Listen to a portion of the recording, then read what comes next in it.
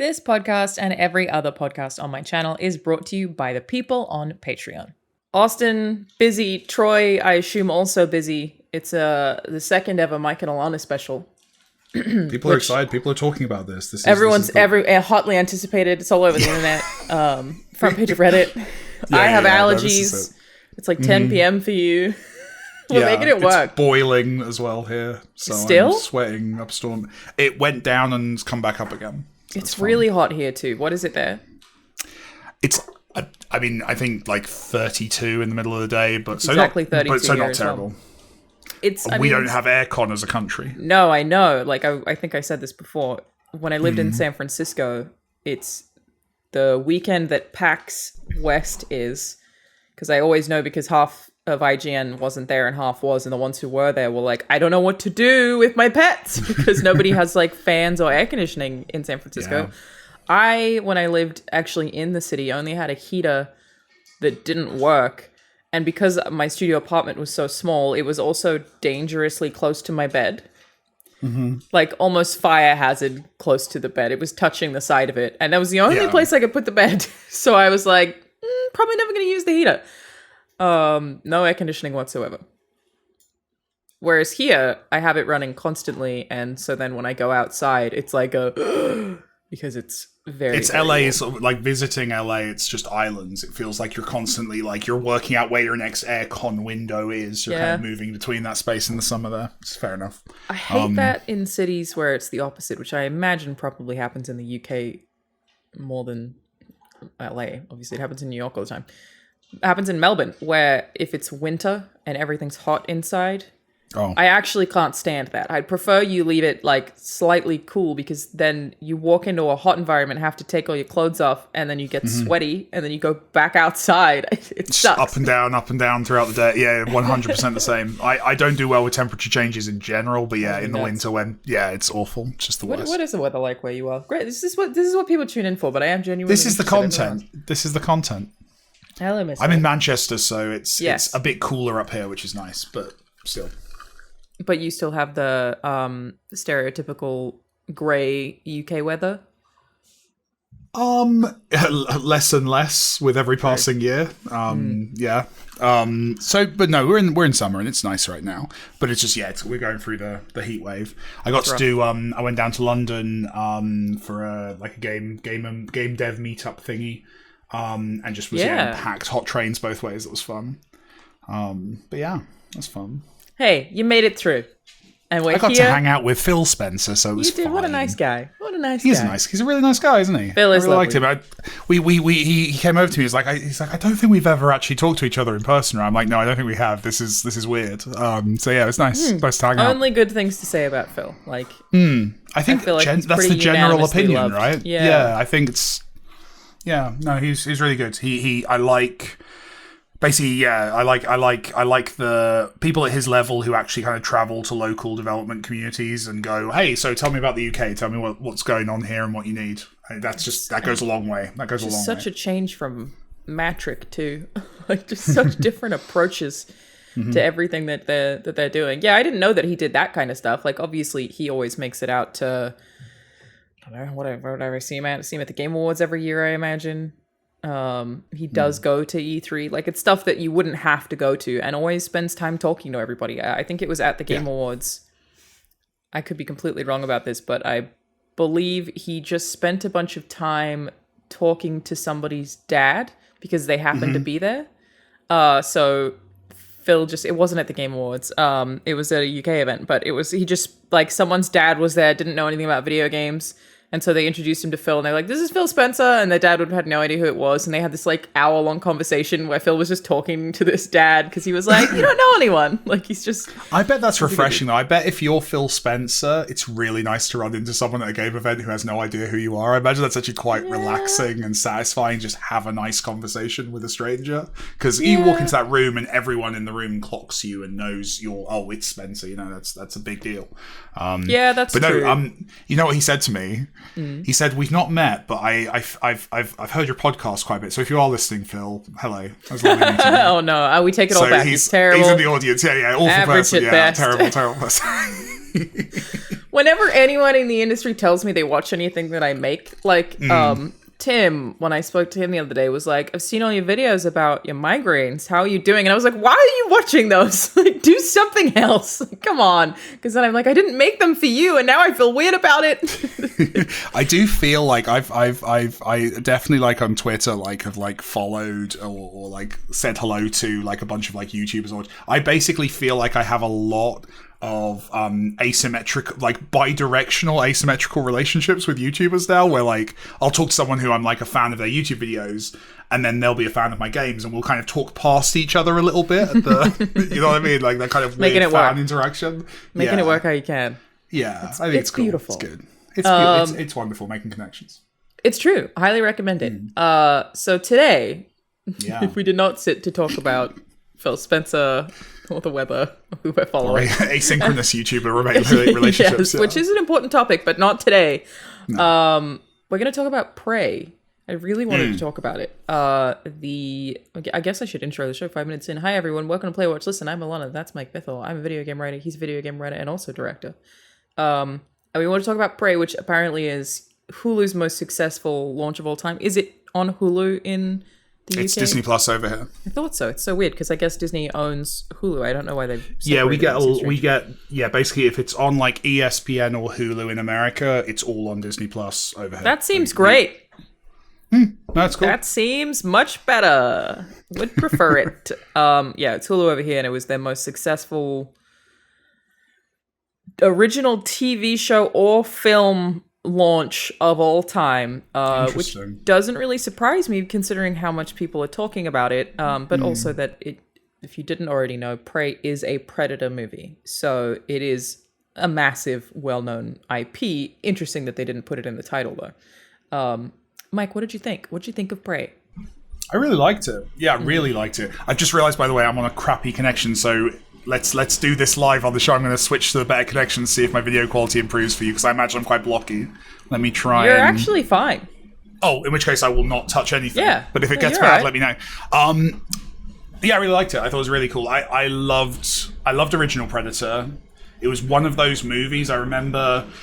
I think when I turned, like, 15 or something, I remember my dad basically sitting me down and being like, son, there's some movies I want to watch with you. And it was like Predator, Terminator, it was all of those films. I feel like a lot of people had that moment with their, probably, usually with a dad.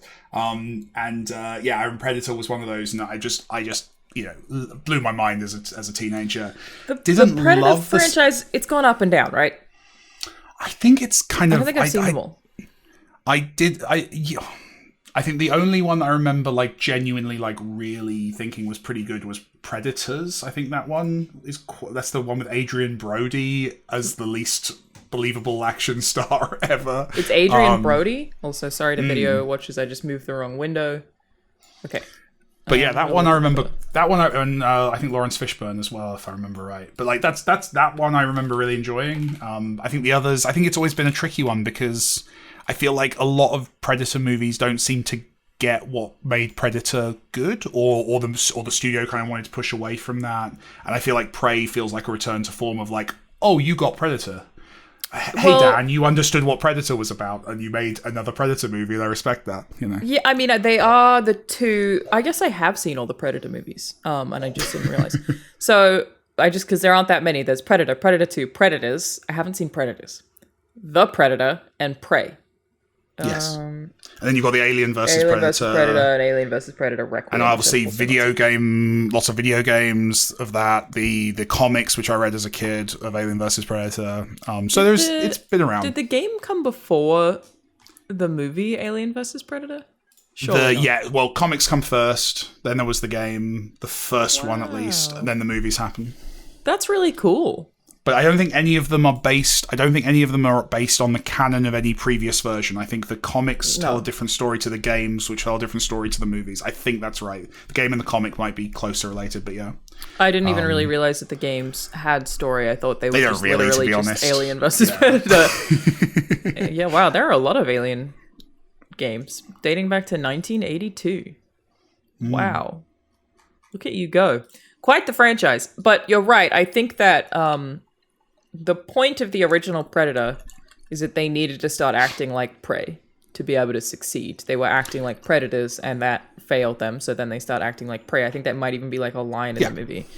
The thing I've heard said, the summary I've heard is that it's a slasher movie that casts like the muscle men of the 80s as the high school students, and in that context, the whole movie makes sense. Like that's very good. That's how you make the Predator seem badass, is you make him absolutely annihilate all those blokes, right? Like that's how they did it. But you're absolutely right. Like, yeah, that movie is about learning to use wits rather than guns, and acting like prey and being defensive. Because you can't be the predator of the predator. It's clearly OP. I'd never actually thought about Predator as being like a slasher movie villain, which is totally true because it is. I mean, it's unbelievably OP. Like it is virtually unbeatable. It has a gadget for everything. And I guess like the point of the Predator, if I remember correctly, I'm pretty sure this is correct. I'm sure there are plenty of fans of this franchise who are infuriated listening to this.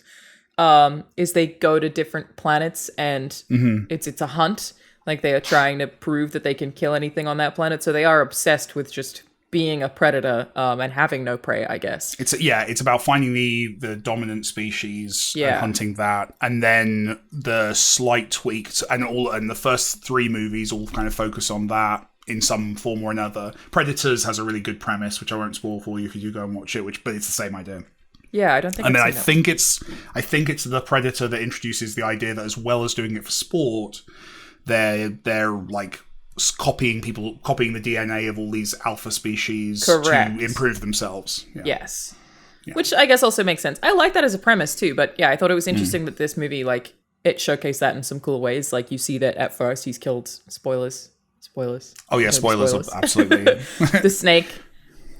Which would give you the assumption that the predator thinks that the snake might be the apex species, and then the bear, which, damn, if you can kill a bear, you gotta get wolf out of there. In between, right? Is it wolf? It's snake, wolf, bear. Yeah, and all the bison were the French. But it's a lovely idea. That works because you completely assume it's that's really nice 100%. It's clever. I didn't even know they were there, and I know this isn't the first time that Predator has been to Earth because there are references to Predator being in like ancient Egypt or whatever. So it's not the first time, but that's non-canon. I'm going to be so nerdy on this podcast, and if I get something wrong, the comments are going to definitely correct me in the comments. Do it 10 times, and if you get friends to come view the video and do it as well, that'd be great. I don't think it was in a movie, at least, but I think you're thinking of Alien versus Predator, where they have kind of these pyramids. They keep the aliens in, and they're meant to have been coming here for thousands of years. But Aliens versus Predator apologies. Oh, here we go. Alien versus Predator is canon to the Predator franchise, but not to the Alien franchise. Oh. Because in the Predator, why do I know this? On a wall, surprise! Wouldn't have expected it. There is a prop hanging up on the wall in The Predator, which is a weapon, I think, used in Alien vs. Predator, the movie. So that is canon to this world. There you go. So yes, you're absolutely right. They came over into Egypt. There you go. And this is their first time coming back in a while, I think this is a reboot. Like, this feels like a reboot. I think so. Yeah. So I liked the movie. But I didn't love it as much as everybody else, which is part of why I wanted to talk to you about it. Because I don't know if that's the same thing that you had with Everything, Everywhere, All at Once, where I was just seeing people rave about it. The way that I felt about it was like, this is pretty good for a Predator movie, but ultimately just an okay film. And I think part of that was a thing that I feel like I'm seeing more recently, or maybe I'm just becoming more aware of it. I think I'm seeing it more often, is there was no tension for me because almost nobody was a real character. I think the protagonist like definitely has an arc that I enjoyed. The arc of like everybody doubting that you can do things, you failing repeatedly, proving almost to yourself that you can't do things, but then your failure almost being your success and recognizing it and leaning into it. I thought that was cool.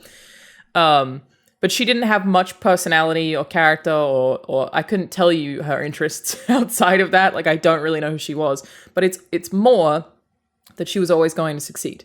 And it's not like that doesn't exist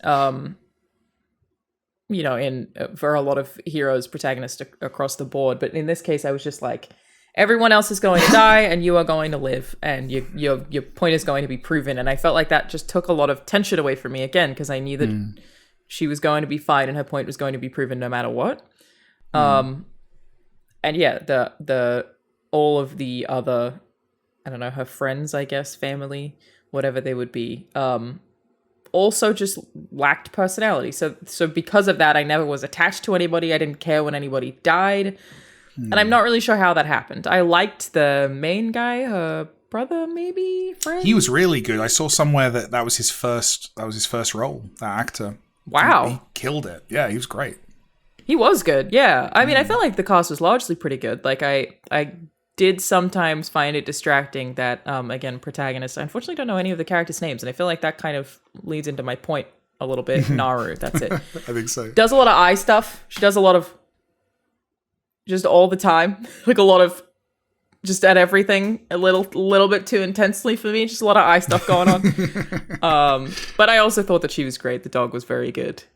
The dog's name is Sari. So yeah, I don't know. It just was something that I was surprised people loved it so much, because I couldn't see any emotional connection or any way to even make an emotional connection to this movie, which is something that I would think is important for a survival or for storytelling. Am I wrong there, Mike? Did you feel emotionally connected to Naru? Well, you're expressing an opinion on the internet about a movie, so obviously you're going to be wrong. Like, well, I'm only asking for your opinion. Everyone else, I didn't ask. I didn't ask. Do not comment on this video unless I got a piece of lore about Predator. I don't think you're wrong. I think I enjoyed it just in a different way than you. I don't think you're wrong in anything you're saying there. I think for me, the pleasure of it is in the kind of, and this might just be, unfortunately, me being a writer about it, just enjoying the procedure of the setups and payoffs and the way in which that structure works out. Back. It's just also as well, there's just a delight in that kind of, I've always been a fan of anything which shows someone who's good at something doing it well. So like Better Call Saul, every other episode has like a procedure. So someone just like doing a plan and it working out. Or like a heist movie, or like those kind of things. Like I enjoy watching the Predator because he's so good at murder. Exactly. You're like, this guy, he's well equipped. This guy gets it. He knows what he's doing. He's a pro. He keeps taking his helmet off, which seems like a mistake. Yeah, maybe absolutely. Don't do that, bud. But no, I think so. I enjoyed watching a nuts and bolts 80s action. I enjoyed the same thing. Definitely enjoyed the same thing, and that is why I liked it. Maybe I'm not alone, and just people liked that more than me. Like I did enjoy that for sure. I just, like I said, I felt like I didn't have any connection with the characters. The French being so comically evil was like, very evil. Okay. They're like mustache twirling evil. It's like, all right. Except for the one guy. And then there were like a few like writing things that I was like, weird choice. Like when they're hunting the eagle, I believe it was at the start.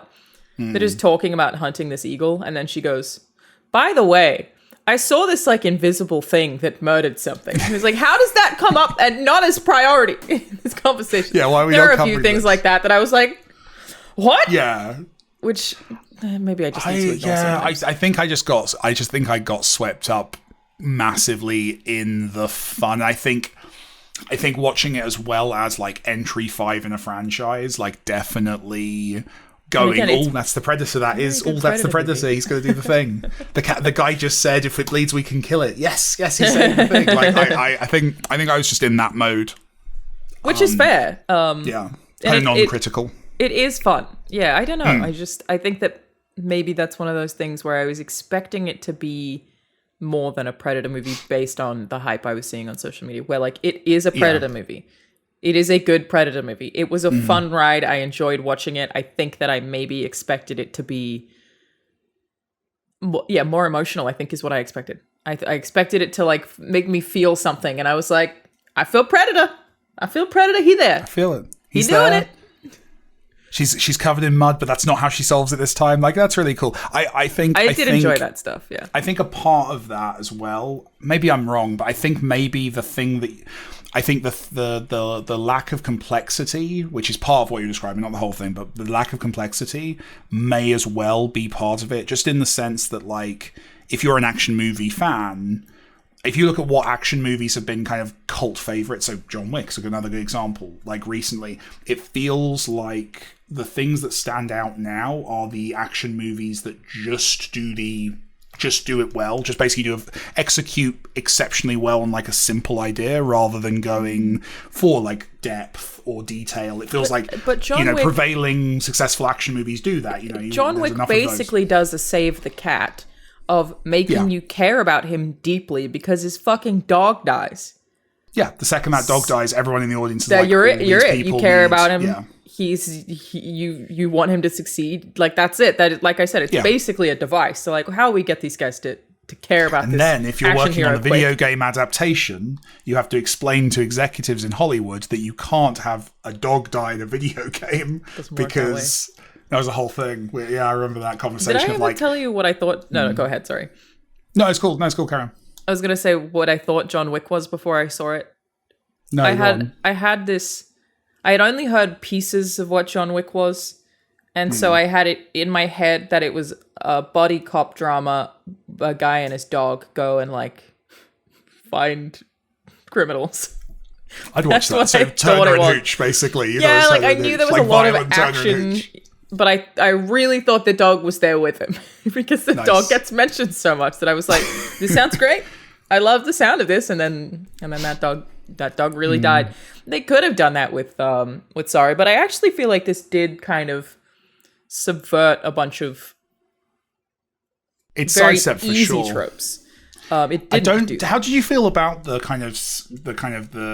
overcoming sexism aspect of the plot? It felt to me like they did stay on the line of it not feeling like it overwhelmed. It felt more like someone trying to prove themselves rather than explicitly like a girl versus the world story, which I know I saw people on the internet kind of complaining about. Like, it feels like it could have been. It's there, but it doesn't kind of push too far with that. Yeah, I could have really disliked that, I think, if that's what it were about, especially in this context. I think that I would have been like, okay, dude who wrote this script, shut up. Yeah. But I didn't feel that way at all because it definitely is a movie that like presents sexism, though it is, I guess, sure.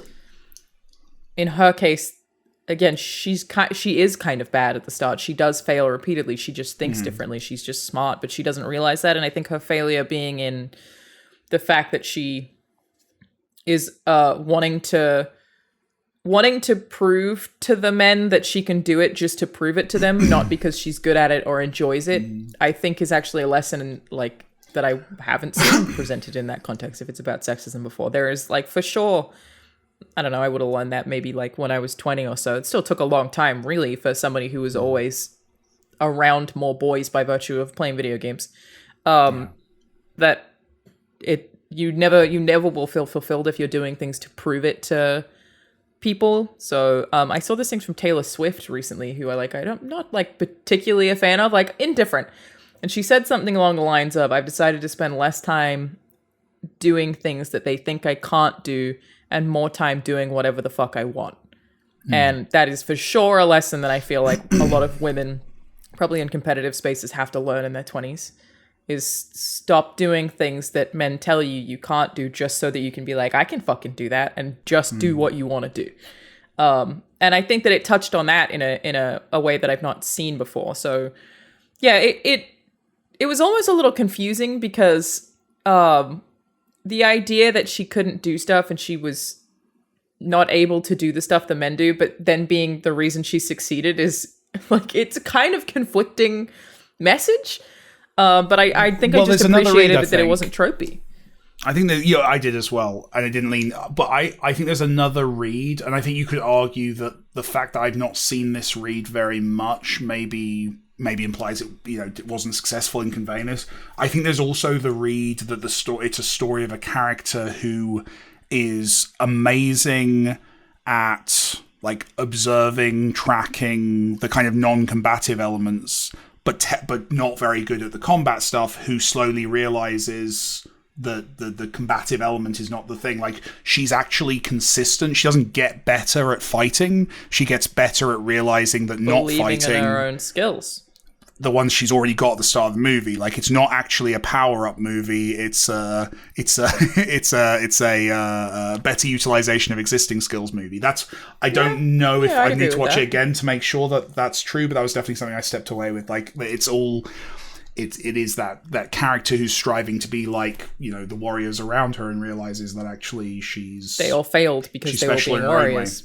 You have to be prey to be predator. Which, I definitely liked it. Like, it was more than anything, like, I probably would also need to watch it again and think about it a little bit better. But my prevailing takeaway from the sexism theme that's loosely there is that I appreciated it doing something different. It wasn't... I think I would have been annoyed if she'd just, like, beaten the lion or the tiger or whatever it was. Yeah, if it was like just a girl power kind of, like, very shallow take on that would have been, I think, there was more of the, like, movie. Yeah, there was more of the thread of believe in yourself, recognize the skills that you have might benefit you in this situation. Like, your skills are not useless in this situation, which I found to be way more interesting. So, but I was surprised that they even touched on that theme in general. And then they set up the sequel nicely. Yeah. Supposedly the gun breaks some kind of law. No, it plugs into law. Pistol, the next time you see it, is with the Predator 2. Which means that it killed her, or she gave it to somebody at some point who was killed for it. Yeah, it's gonna be that's the prop that's going to be thrown around in the second movie and eventually end up in the Predator's hands, presumably. It's left there. I think that's the indication. Then the post-credit scene shows like the there was a post-credit scene. Well, there's a mid-credit. So in the credits, they show the cartoon, not cartoon. Sorry, it's I don't know if they're like cave paintings, beautiful art, indigenous art of. Yeah. Anyway, I'm definitely saying the wrong thing here. But they show like the story of the movie, but then they carry on past that point. Did you notice that? So you see other ships arriving. Well, I assumed that there was more than one Predator anyway, because that seems very inefficient for the ships that size to just contain one guy. Surely. Well, you can fit more than one guy on that ship. Come on. Well, but maybe if it's like a rite of passage or something, maybe that's the thing. They have to go by themselves. Maybe. Also, people assume that the Predators, that they built the ships they're on, which is something I've always wondered, like, if that's part of the... Like, because we know they're scavengers, so... Because I've seen people say, like, well, how come he's not got cool technology if he can fly a spaceship? Blah, blah, blah. It's like, well, you're assuming that's his spaceship, and that wasn't the last planet, It's true that they completely destroyed. I'm probably wrong. There's probably a book that explains why they have nice spaceships. I'm probably talking out my ass, but... Sometimes it's nice to theorize without looking things up, okay? This is how we used to enjoy fiction. To be honest... I think that's something that is true of, like, the Predator, is that there's never been a lot on screen. Like, that's kind of, I think, one of the reasons it's endured and people actually still care, is I think it's not got... Whereas, the Xenomorph, like the alien stuff, there is a lot more lore on screen. There's a lot more rules that can be broken and people can get annoyed by changes to. Whereas I think one of the things with the Predator is it's very simple. Because it was a character written for a slasher movie. Like, it wasn't thought out. It's such a good way of looking at it. It makes me appreciate Predator more. I really like that. The idea that he's just a non-human slasher villain, because he is. He just the deaths are bloody and gory, and those soldiers of the fraternity. People. That's why you've got all the stuff that establishes in the first half hour of the original Predator, like how badass these guys are. So that when you see them get picked off, it's like immediately there's the transference of badassery to the Predator that you're like, wow, if this thing can kill these guys, then wow. Yeah, I feel like this movie is the best one. Which makes Arnold the last Predator. Girl. It's which true. Makes Arnold Final the last girl. Final girl, yeah. Which I'm sure he's thrilled about.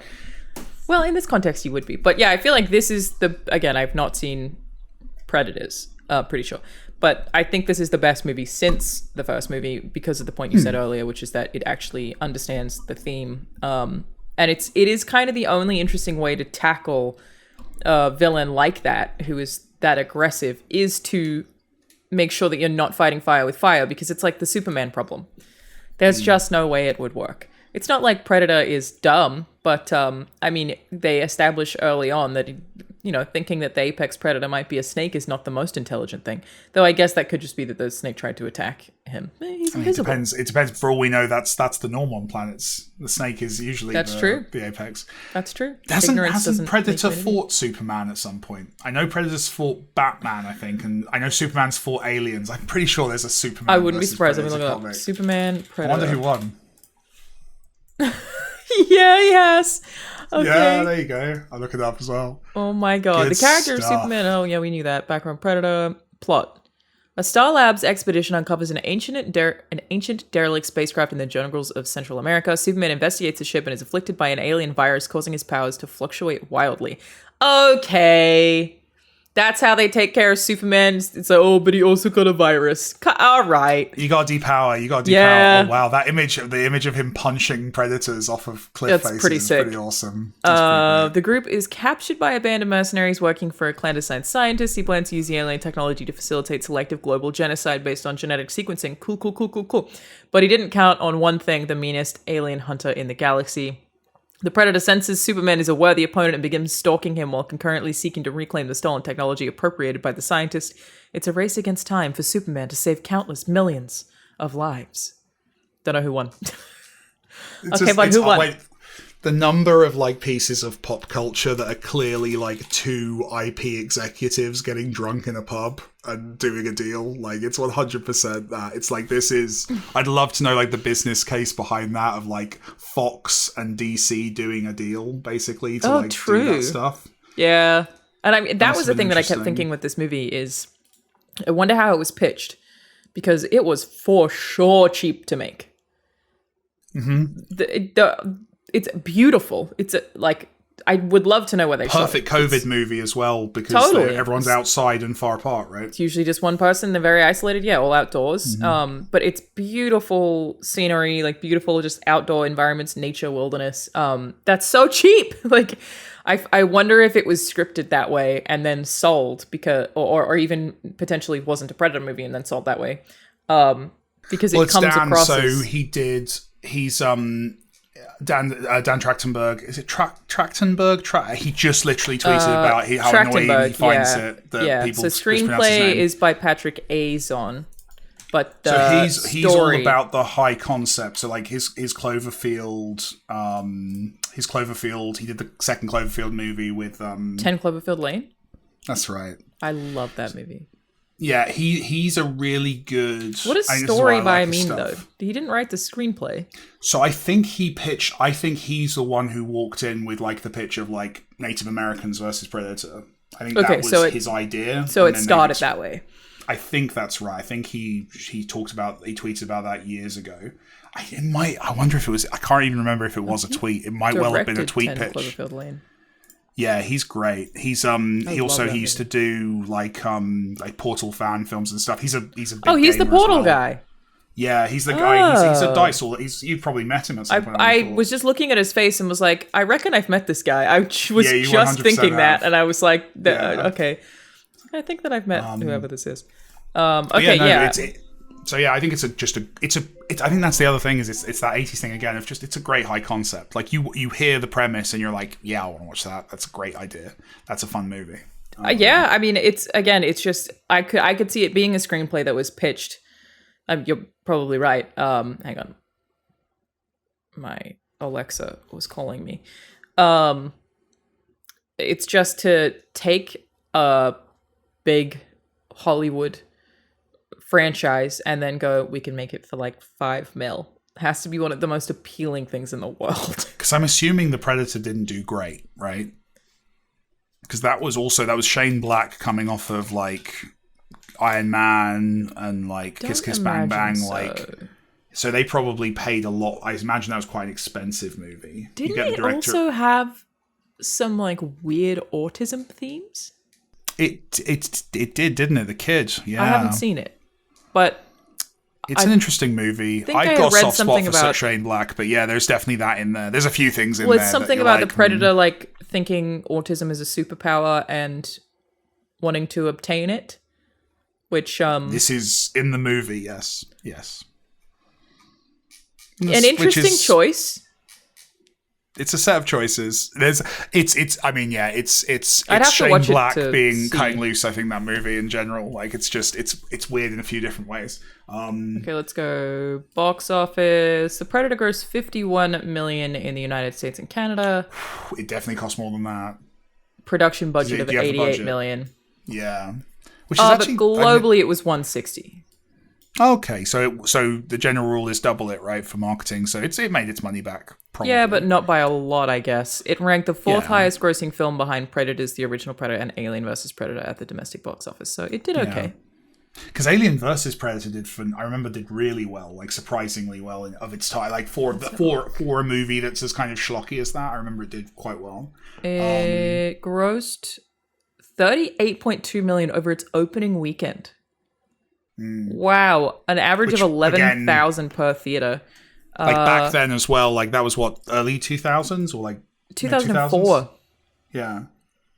So it's quite a bit of money to 97 make back in million 2004. at the gross worldwide was 177 million, making it the second highest grossing film in either Predator or Alien franchises, behind Prometheus.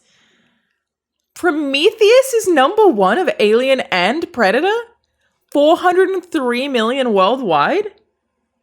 Oh my god. Prometheus, do you remember though, had amazing marketing? Do you remember how like much hype there was around that film? Yes, and I went and saw it in cinemas. There you go, done. And actually I think I enjoyed it a little bit more than most other people did. There were things about Prometheus I really liked. Did you see the second one, Covenant? No. I genuinely would recommend it. If you even somewhat enjoyed Prometheus, you'll love Covenant. Genuinely. Okay. I definitely liked Prometheus. It's a sequel that genuinely like makes you like Prometheus more, I think, after you've watched that. Like it's that good.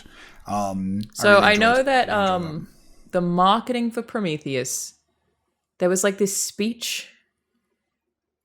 Let me look it up. Speech. Something that went viral for them. Prometheus. I remember the head being like everywhere. Yeah. I think it was just also people were very hyped to see Ridley Scott go back to They had a TED Talk video. A fake TED Talk.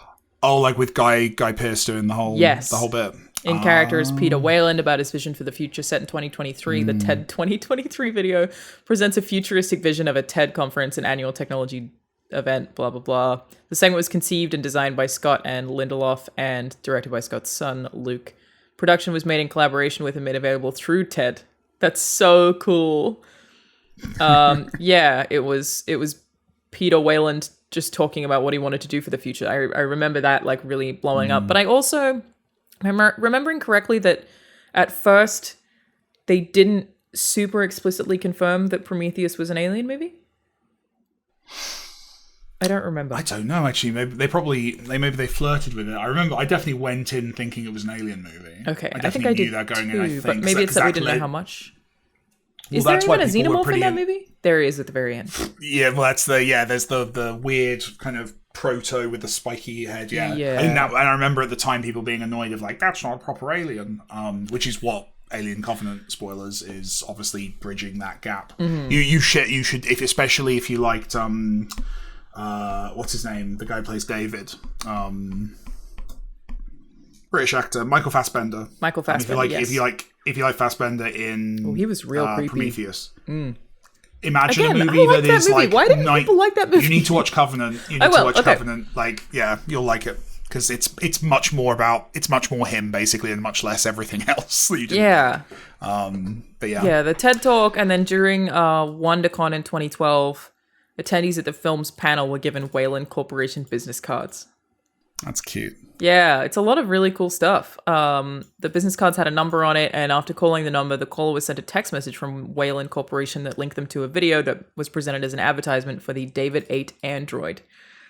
Very, very, very cool.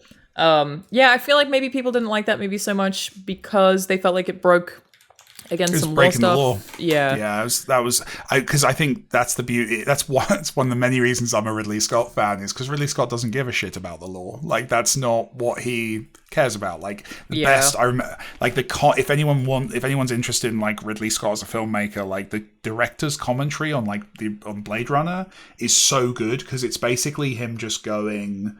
Like, obviously Blade Runner held up as like great artistic achievement of a movie, and he just goes through the entire commentary, like absolutely diffusing any idea you have that it's like an auteur driven piece of what. Like, he talks about like there's these columns, and he's talking about it's like people always like, it's British, so and he's quite grumpy, so he's like, people always ask me why there's why it's so wet and what I'm symbolizing with that. Wet?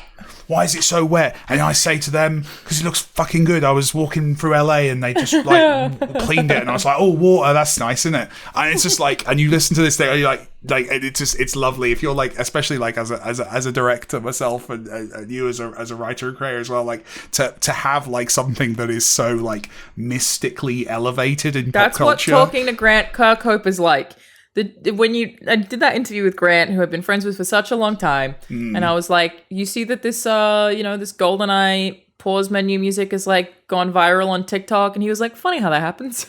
Like, I was like, what was the process? And he was like, just sort of hit some buttons in a room until something sounded right. Yeah, like, for fuck's sake. Clever people solving problems on a deadline. That's all it ever is. It's really kind of heartening when you see evidence of that, and it's like, it just demystifies, and if you're, people watching this who are like, coming up, like, yeah, that should be massively inspiring, because that's all any of us are doing. And yes, there's hype, and there's like, elevation of like, the auteurs and stuff, but they're just clever people solving problems on a deadline. That's all it is. It's true. I also think that Tim said this when I spoke to him too, which was comforting to hear from him.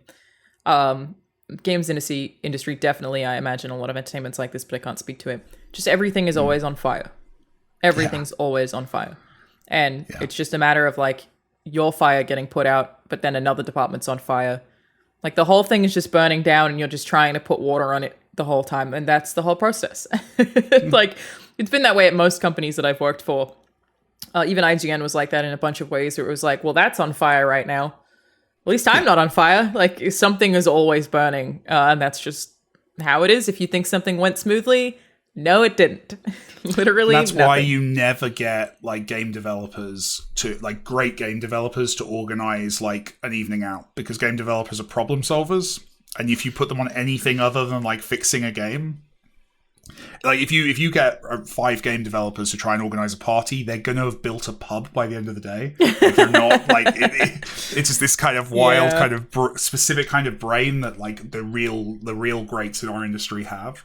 Where they're kind of would be useless in any other context other than like fixing the creation of worlds. That's the thing that they were born to do, and they're amazing at it. It's not a super transferable skill, but totally doing our best. That's why we need PR people and marketing people, and that's why we have layers of people who talk to the audience for us. Yeah, 100%. We should never do a podcast. As long as never any of us ever go out in public and talk to the audience, we'll be fine. No, definitely don't do that. So the only other thing that I wanted to say about Prey was I thought that the language stuff was really cool. Which version did you watch? I watched English, but they don't even subtitle the French or the Comanche. I think they maybe did once or twice, but very rarely, which I liked. I found that really immersive, the choice to just be like, person speaking a different language. It makes it very powerful when the one French guy starts talking to her, right? And, and she understands, like, that feels suddenly... Yeah, I mean, presumably in Comanche, based on what he says, because he goes, your Comanche, we're just hearing it in English. Which I thought was really cool. And also, props to them for sticking to hiring, because you couldn't have done it without it, a cast full of Native Americans. Like, if they hadn't done that, that would be horrific, but... Totally. Like, I'm just so glad that it was made that way. And that, I did really enjoy the cast. I thought they were awesome.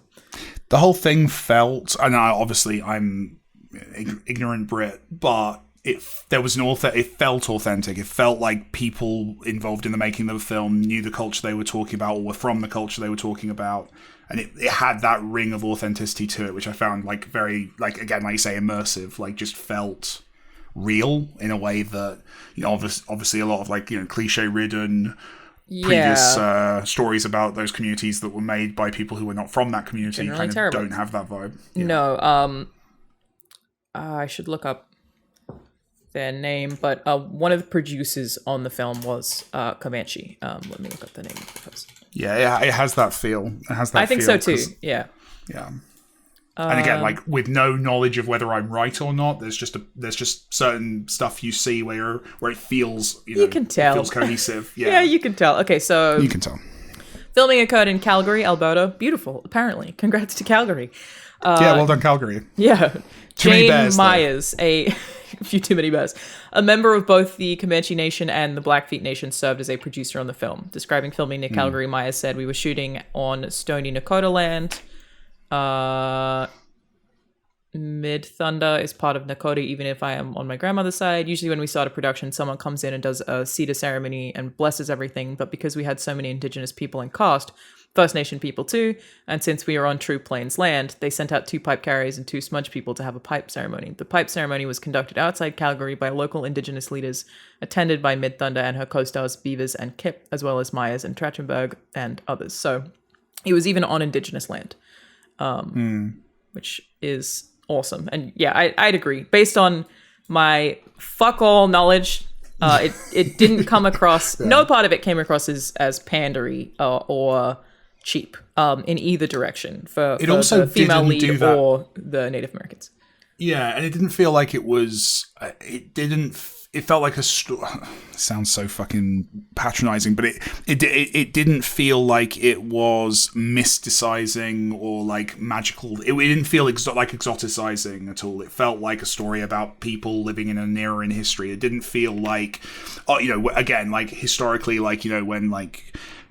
Usually a white dude directs a movie about Indigenous peoples and kind of mysticizes, makes it, you know, exoticizes it. And this didn't have that, and that it just felt very human as a result. Yeah, I agree. They do just feel like human characters. They didn't feel like shamans. Yeah. Like that's definitely a thing whites do. 100%. Like and I guess and pulled away from those stereotypes, and it just felt great. Loved it. Though I will say, go ahead. No, go on. A lot of the language was super modern. They definitely speak in a lot of like 2000s terms.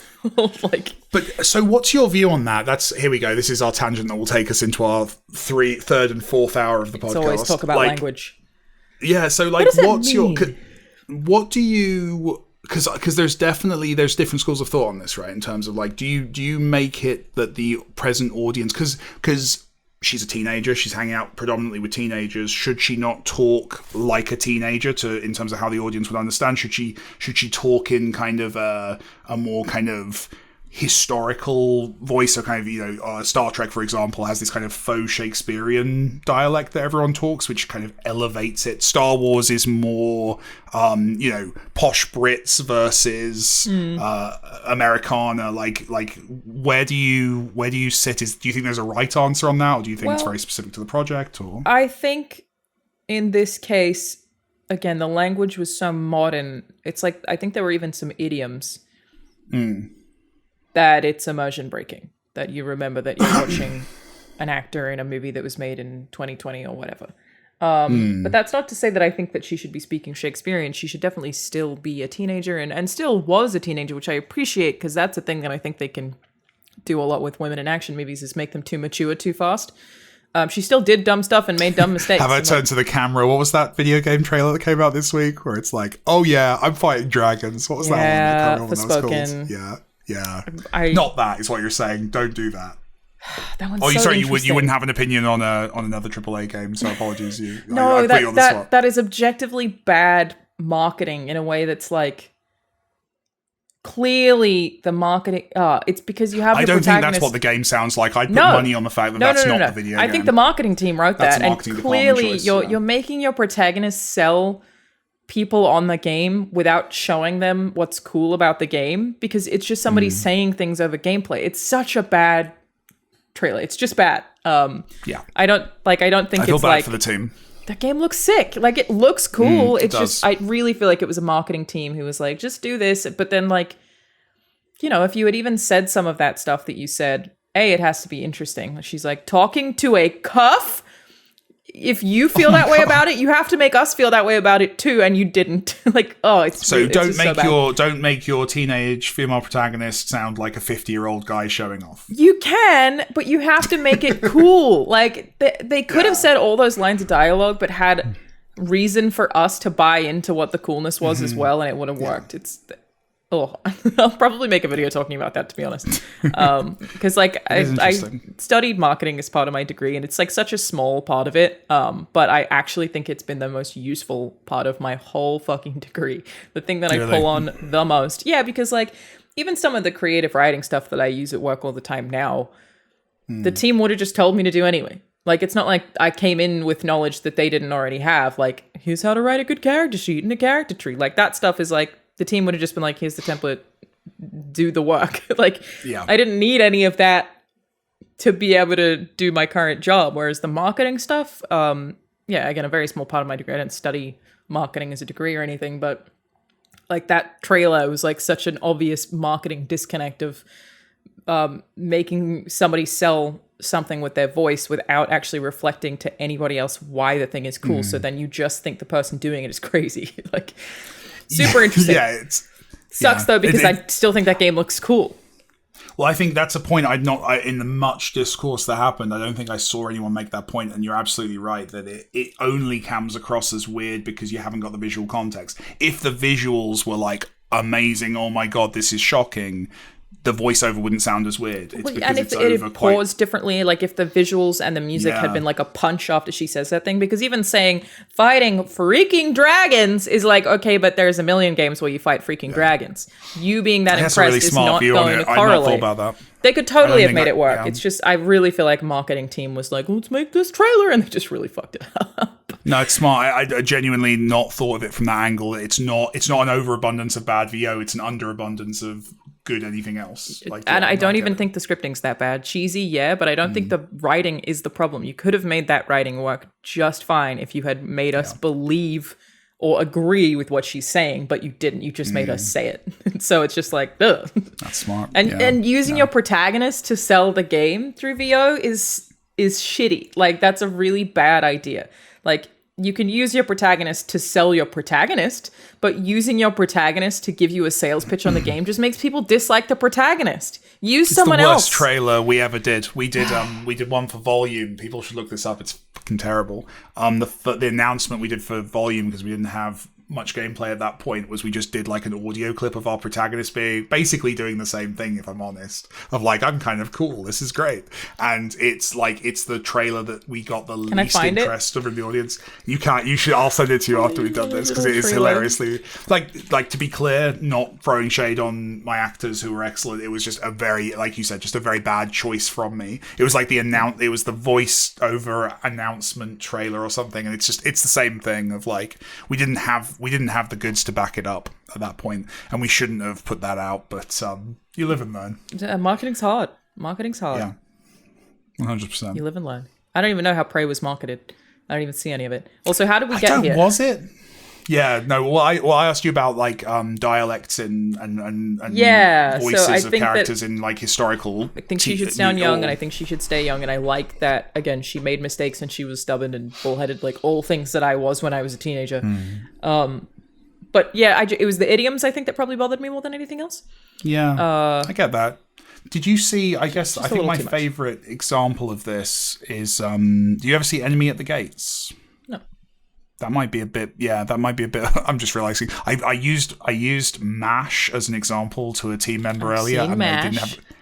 I used it with a team member, and they had no idea what I was talking about. And I've never. I just turned to dust in that moment. It was amazing. Somebody not knowing what MASH is upsetting. I work with like people in their early 20s. They had no idea what I was talking about. It's not still rerunning on TV everywer across the entire planet at all times. I guess not in the UK anymore. Yeah, not in the UK anymore. But anyway, so Enemy of the Gates it's about Russian snipers going up against the Nazis at the end of the Second World War. And the gimmick they have is the Russians are British and the Nazis are American.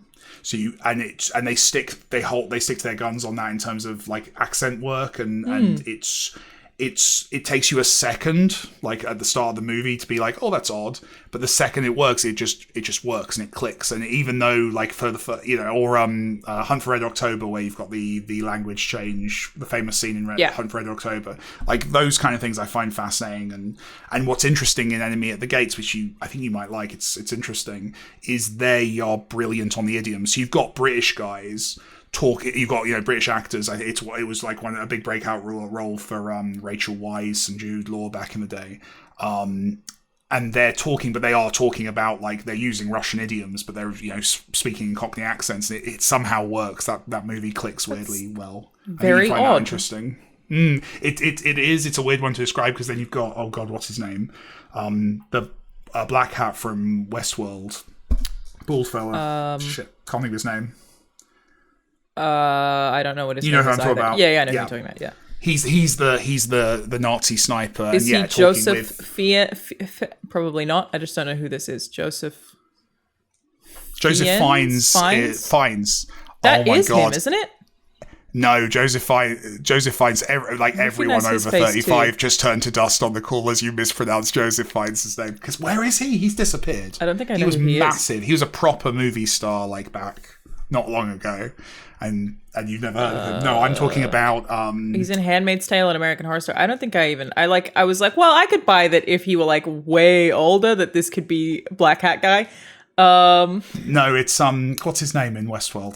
The audience is, let me just look this up. This is like an episode of Ed Wood. Hang on, let me double check that real quick. Is it Ed Harris? Ed I'm Harris. Now. Is that who I'm thinking It of? is Ed Harris, yeah. That's who I'm thinking of. So yeah, he's the anyway. This has been movie time with Mike. You should watch Enemy at the Gates. It's a good movie. All right. Bob Hoskins plays the Russian leader. Come on. Oh, I do know Bob Hoskins. You've heard of Bob Hoskins. Score one, Alanah. Familiar. Look at me go. All right, we've managed to talk for almost an hour about one we thing. We stayed Mike. weirdly focused. It's almost like there's some other element on the show that pulls us off topic. I don't know what it could be. I don't know who it is or what it is. That's really strange. Who knows? Good times. But yeah, I think in closing, I overall really enjoyed it. There were some things I didn't love, and I think that I got too excited based on the internet. This is a good Predator movie. It's an okay movie, is how I feel. I think I benefited from the second it went up because I'm a Predator fan and Kerry is as well.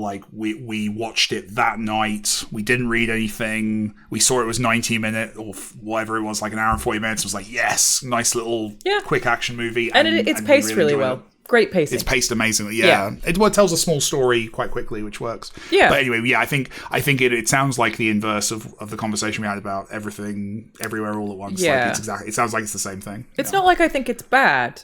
I just expected it to be something else. Genre defining almost from the and this is on me, you shouldn't go into things with expectations. I think I was expecting genre breaking. I was expecting it to push past Predator and have some profound thing inside of a Predator film.